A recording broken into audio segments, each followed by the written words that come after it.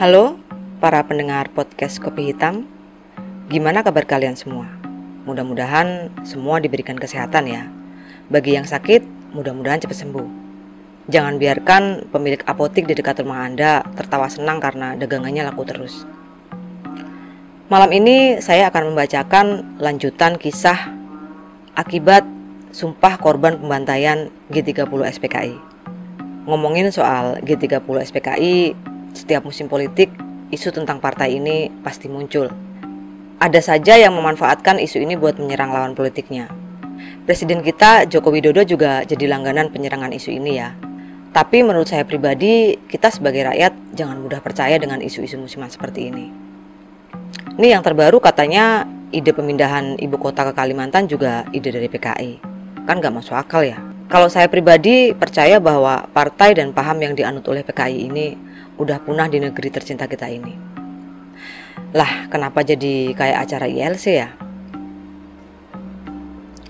Lanjut, di part 3 ini ada bagian yang bikin saya gak kuat sebenarnya buat nyeritain. Miris. Ngebayangin apa yang terjadi saat itu. Tapi kepalang tanggung, lagi-lagi demi konten. Demi kalian maksudnya. Saya menguatkan hati buat menceritakan semuanya. Ya udah, langsung saja saya bacakan ceritanya. Sebuah perjalanan anak manusia yang berjudul Akibat Sumpah Korban Pembantaian, bagian 3.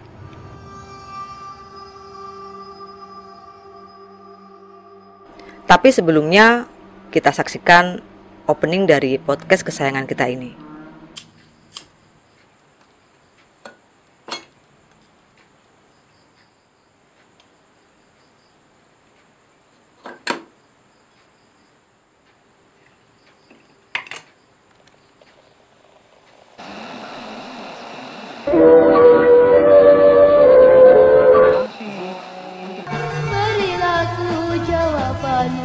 Selamat datang di podcast Kopi Hitam.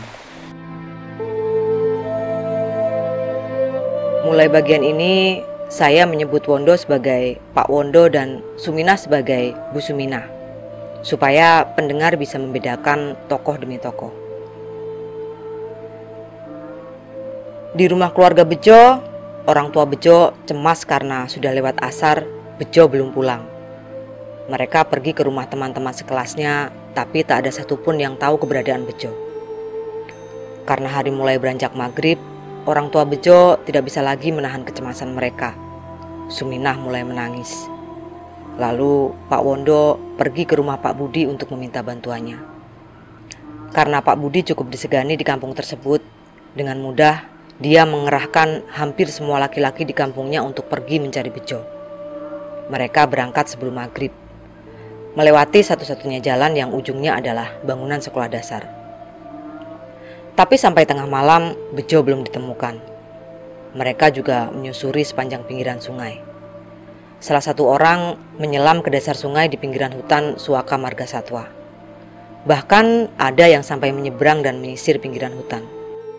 Tapi karena pinggiran hutan dipenuhi semak belukar yang rapat dan mereka tidak ada persiapan alat untuk masuk, akhirnya mereka kembali menyeberangi sungai.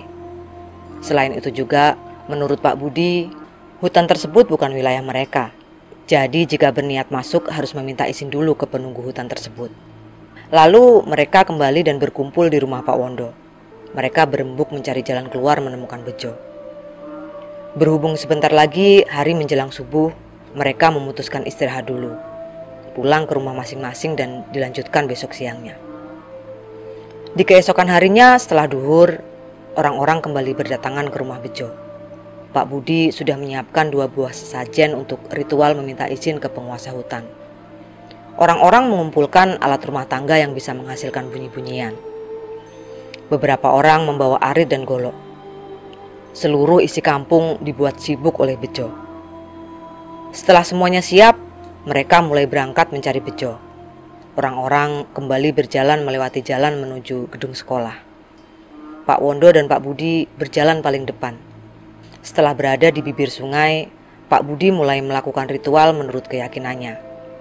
Pak Budi adalah seorang non-muslim. Lalu salah satu sesajen tersebut dihanyutkan ke sungai. Setelah itu, satu persatu mereka masuk ke dalam sungai untuk menyeberang. Untunglah sungai tersebut bukan sungai besar. Lebarnya tidak lebih dari 10 meter. Begitu sampai di seberang, para lelaki yang membawa senjata tajam mulai menebas semak-semak di pinggir hutan untuk membuat jalan. Di masa itu, hutan tersebut belum menjadi hutan konservasi, sehingga orang bisa bebas keluar masuk hutan tanpa harus meminta izin ke petugas terkait. Setelah mulai masuk ke dalam hutan, Pak Budi kembali melakukan ritual, lalu meletakkan lagi satu sesajen di bawah salah satu pohon yang paling besar di antara pohon di sekitarnya. Kemudian mereka mulai mencari dengan meneriaki nama Bejo sambil memukul alat-alat rumah tangga. Keributan yang mereka ciptakan memicu suara hewan penghuni hutan. Sepertinya mereka terganggu. Monyet-monyet yang berteriak dan lengkingan suara gajah menjadi selingan suara panci di tabu. Semakin masuk ke dalam hutan, makin banyak suara-suara asing yang sesekali mereka dengar. Salah satunya adalah suara mesin gergaji. Memang di tengah hutan ada satu perusahaan yang sedang melakukan penebangan hutan.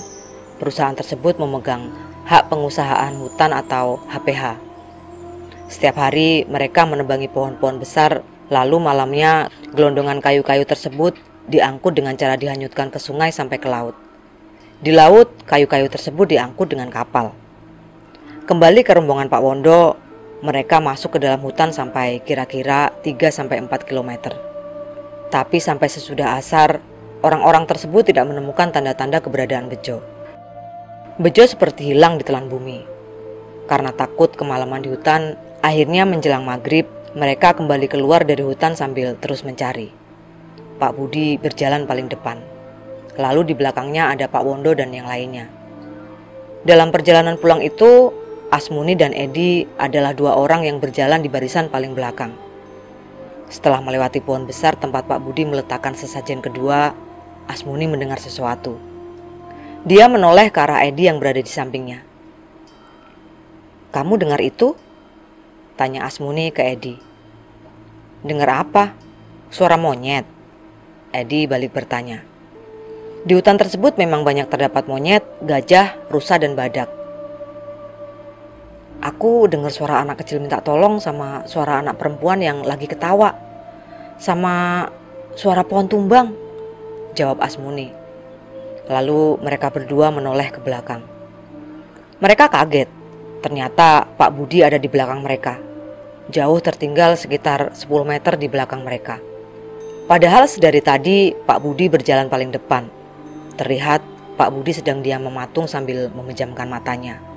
Mulutnya komat kamit, seperti mengucapkan sesuatu.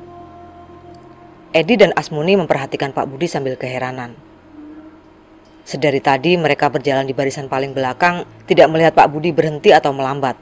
Tapi kenapa tiba-tiba Pak Budi ada di belakang mereka?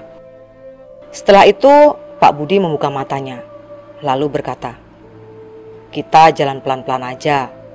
Nanti ada yang mengantarkan." Asmuni dan Edi saling pandang, tidak paham dengan kalimat Pak Budi. Samar-samar di kejauhan terdengar suara orang menebang pohon.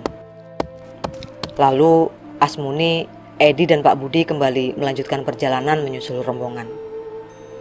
Sesampai di pinggir sungai, rombongan melambat. Edi dan Asmuni bisa melihat semua orang dalam rombongan. Mereka berdua kembali dibuat heran karena di barisan paling depan ada Pak Budi. Lalu mereka menoleh ke belakang. Ternyata Pak Budi tidak ada di belakang mereka. Sementara Pak Wondo mulai merasa frustasi. Harus kemana lagi mencari anak satu-satunya itu? Rombongan mulai menyeberangi sungai. Dengan penuh kekecewaan, Pak Wondo mengikuti orang-orang kembali ke perkampungan. Mereka kembali melintasi jalan satu-satunya menuju kampung. Saat itu hari mulai petang.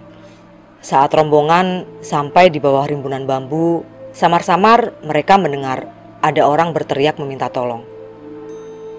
Semakin lama suara tersebut semakin jelas. Orang-orang menoleh ke belakang mencari sumber suara. Pak Wondo berlari ke arah sungai. Sumber suaranya berasal dari dalam hutan. Setelah menunggu beberapa saat, terlihat seorang laki-laki setengah baya sedang menggendong anak kecil berpakaian seragam sekolah. Tidak salah lagi, itu bejo. Lalu Pak Wondo dan beberapa orang kembali menyeberangi sungai untuk mengambil bejo. Kondisi bejo cukup memprihatinkan.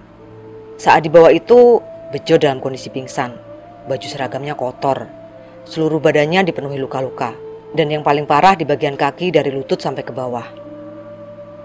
Pak Wondo segera mengambil bejo dari gendongan orang tersebut dan tidak lupa mengucapkan terima kasih. Saat ditanyai, orang tersebut, sebut saja Suwaji, menceritakan bagaimana dia menemukan bejo. Suwaji adalah salah satu karyawan dari perusahaan yang sedang menebangi hutan.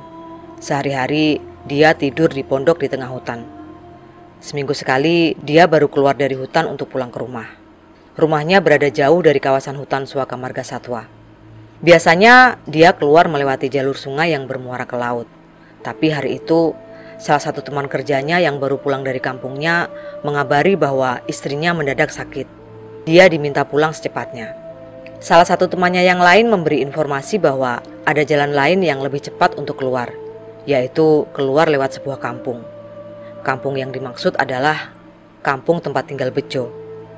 Lalu dengan bekal secukupnya, Suwaji mulai menerabas hutan menuju kampung tempat tinggal bejo. Di tengah jalan, dia mendengar suara seorang anak kecil yang berteriak meminta tolong. Disusul suara anak kecil perempuan yang sedang tertawa. Saat itu Suwaji merasa senang. Dia pikir dia sudah dekat dengan perkampungan.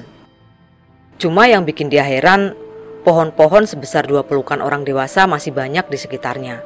Itu berarti dia masih jauh dari perkampungan. Lalu Suwaji kembali berjalan. Suwaji mendadak berhenti melihat ada pohon tumbang di depannya. Dan dia langsung berlari ke arah pohon tumbang tersebut. Karena di bawah pohon tumbang tersebut ada seorang anak kecil memakai seragam sekolah. Setelah diperiksa, anak tersebut pingsan. Lalu dia berusaha menyingkirkan pohon yang menindih anak tersebut. Suwaji cukup kesulitan menyingkirkan batang pohon tersebut. Dia harus memotong-motong menjadi bagian-bagian pendek dengan golok yang dia bawa dari barak, supaya batang pohon itu mudah diangkat. Batang kayu sebesar paha orang dewasa mengenai lutut anak tersebut. Bagian lutut sampai ke bawah terlihat hancur. Suwaji merasa sangat kasihan dengan anak tersebut. Dia mengamati sekeliling. Seingatnya dari tadi tidak ada angin kencang yang bisa mematahkan dahan sebesar itu. Tapi dia mengabaikan keanehan penyebab robohnya pohon tersebut. Yang dia utamakan, dia harus secepatnya menyelamatkan anak itu. Lalu Suwaji menggendong bejo dan berjalan menembus hutan. Dia menemukan ada bekas banyak jejak kaki manusia yang masih baru. Suwaji mengikuti jejak tersebut. Dia yakin itu jalan menuju perkampungan terdekat.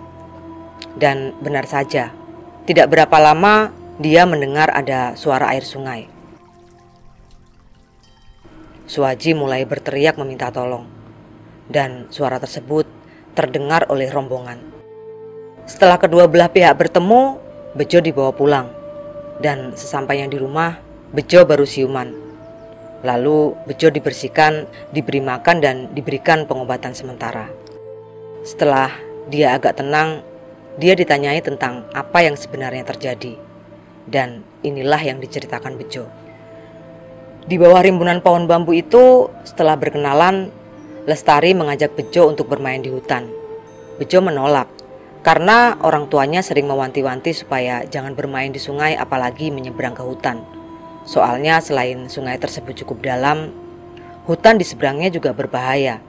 Di sana saat itu selain gajah juga masih banyak beruang dan harimau Sumatera. Lagi pula dia juga takut jika pulang telat kedua orang tuanya pasti cemas. Tapi Lestari terus membujuk Bejo untuk menyeberangi sungai. Awalnya Bejo menolak, tapi Lestari terus meyakinkan Bejo bahwa semuanya akan baik-baik saja. Dan entah kenapa lama-lama Bejo percaya. Anehnya seperti yang Lestari katakan, perjalanan mereka terasa sangat mudah. Keduanya bisa menyeberangi sungai tanpa harus membasahi baju mereka. Bejo kecil merasa takjub ketika mereka menembus air sungai. Air tersebut tidak membasahi seragamnya sama sekali. Dia juga merasa seperti berjalan di udara biasa, bukan di dalam air.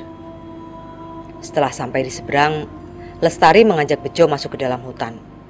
Di dalam hutan ternyata pemandangannya sangat indah. Berbagai satwa dan serangga yang cantik mengerumuni mereka. Mereka berdua tertawa riang. Tanpa sadar, mereka semakin masuk ke dalam hutan. Setelah capek bermain, Lestari mengajak Bejo ke rumahnya. Bejo mengikuti Lestari berjalan menuju rumahnya. Rumah Lestari berada di tengah hutan di bawah pohon yang sangat besar. Bejo lupa bahwa sebelumnya Lestari bilang bahwa rumahnya ada di balik rumpun bambu di pinggir jalan menuju sekolah. Rumahnya sangat sederhana, terbuat dari papan dan atapnya alang-alang yang dianyam. Terlihat sangat tua. Begitu mereka sampai di halaman, pintu rumah terbuka dengan sendirinya. Lalu Lestari menggandeng tangan Bejo untuk masuk ke dalam rumah. Di dalam rumah ada seorang laki-laki kurus mengenakan celana pendek hitam tanpa memakai baju. Dia duduk di atas dingklik panjang menghadap ke arah belakang rumah dan membelakangi pintu masuk. Sehingga Bejo tidak bisa melihat wajah laki-laki tersebut. Begitu sampai di dalam, Bejo duduk di atas dingklik panjang yang berhadapan dengan dingklik yang diduduki oleh laki-laki tersebut. Kedua dingklik hanya dibatasi oleh meja panjang setinggi bawah dada Bejo, sehingga dia bisa melihat dengan jelas punggung laki-laki tersebut. Bejo merasa ngeri. Punggung laki-laki itu penuh dengan luka-luka yang cukup dalam dan dikelilingi oleh darah yang mengering. Tercium bau yang sangat busuk. Bejo merasa nafasnya sesak. Lalu tiba-tiba Lestari keluar dari dalam membawa sepiring talas rebus dan meletakkannya di atas meja. Bejo merasa tidak lapar, sehingga dia menolak. Lalu Lestari melotot ke arahnya. Bejo melihat wajah Lestari berubah. Dia bukan lagi anak perempuan yang imut, tapi sesosok makhluk yang menyeramkan.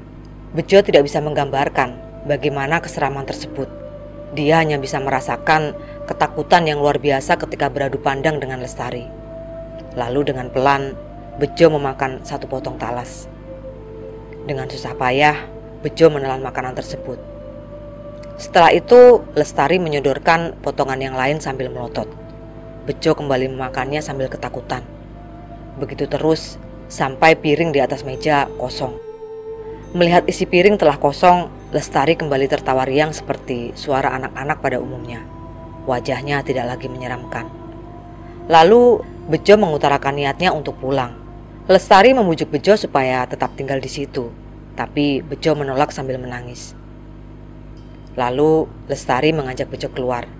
Katanya dia mau mengantarkan Bejo pulang. Mereka berdua kembali menyusuri hutan yang lebat, melewati pohon-pohon yang besarnya 2 pelukan orang dewasa. Karena ingin cepat pulang, Bejo berjalan di depan dan Lestari mengikuti di belakang.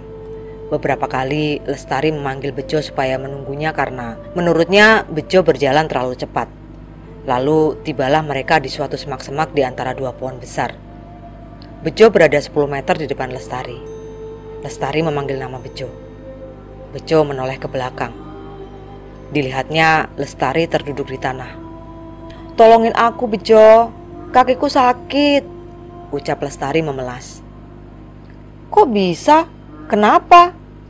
tanya Bejo seperti tidak percaya jika Lestari sedang kesakitan. "Aku jatuh ke sandung kayu," jawab Lestari sambil terisak. Memang di depan Lestari ada ranting sebesar jari yang melintang. Antara ingin cepat sampai rumah dan kasihan sama Lestari, akhirnya Bejo menghampiri Lestari. Begitu sampai di hadapan Lestari, terdengar bunyi yang pelan dan putus-putus. Bejo mencari sumber suara tersebut. Dia menoleh ke sekelilingnya. Ternyata tidak ada apa-apa. Lalu Bejo menoleh ke atas. Dilihatnya ada sebatang dahan sebesar paha orang dewasa jatuh menuju tempatnya berdiri bersamaan dengan suara yang keras. Bejo menjerit, "Tolong!" Lalu dia tak sadarkan diri. Begitu bangun, dia sudah berada di rumahnya, dikelilingi oleh kedua orang tuanya dan para tetangganya. Yang pertama dia rasakan adalah nyeri di kakinya. Bejo mencoba bangun untuk melihat kedua kakinya, tapi ibunya yang berada di sampingnya menahannya. "Udah, jangan bangun dulu. Besok pagi kita ke rumah sakit," ucap ibunya. Sepanjang hari itu, Bejo terus menangis merasakan sakit di kakinya. Esok paginya, Pak Budi datang membawakan mobil untuk mengangkut Bejo ke rumah sakit Ahmad Yani. 3 hari Bejo bermalam di rumah sakit. Dokter yang merawatnya menyatakan bahwa kakinya tidak bisa disembuhkan karena bagian lututnya hancur. Dengan kata lain, Bejo dinyatakan lumpuh. Bersambung di part ending. Ya, itulah bagian 3 dari cerita Sumpah Akibat Korban Pembantaian. Tinggal bagian endingnya ya. Mudah-mudahan gak lama ngepostnya. Sekarang ini lagi musim hujan. Kalau malam sering hujan deras, kilat menyambar-nyambar, angin kencang, petir menggelegar, suara anjing melolong bersaut-sautan. Ini apaan ya? Ya pokoknya gitu ya. Sering ada kendala. Jadi harap maklum. Nanti di ending bakal ada beberapa bonus cerita seputaran peristiwa G30 SPKI yang sumbernya bukan dari si pencerita ini, tapi masih ada hubungannya. Makanya kalian harus sabar ya. Cukup sekian dulu cerita kali ini. Jangan lupa subscribe, like, komen, nyalakan notifikasi. Dan bagi kalian yang punya cerita, silahkan kirim ke email podcastkopikhitam@gmail.com. Saya Sari, sampai jumpa di cerita selanjutnya.